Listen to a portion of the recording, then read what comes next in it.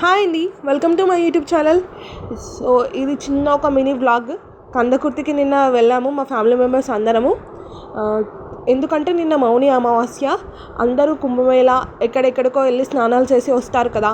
So మనకు దగ్గరలో ఉన్న కందకుర్తికి వెళ్ళి స్నానం చేసి వస్తే పుణ్యఫలం అనేది వస్తుందని చెప్పేసి కందకుర్తికి వెళ్ళాము. అది త్రివేణి సంగమము, మంజీరా, హారిద్ర, గోదావరి నదులతో కలిసి ఉంటుంది ఆ నది అనేది. నార్మల్ డేస్లలో అయితే ఎక్కువ మెంబర్స్ అయితే వెళ్ళరు, కానీ ఇలాంటి అమావాస్యలు ఏదైనా స్పెషల్ డేస్లో అయితే పబ్లిక్ చాలా అంటే చాలా ఉంటారు అక్కడ. మీరు కూడా చూడండి ఒకసారి.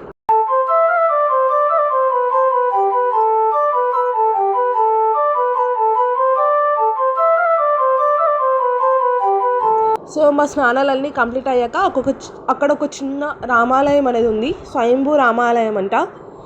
చాలా చిన్నగా ఉంది విగ్రహము, కానీ చూడ్డానికి చాలా బాగుంది గుడి అనేది. సో కాసేపు అక్కడ ఉండి తిరిగి ఇంటికి వెళ్ళిపోయాం. Thank you.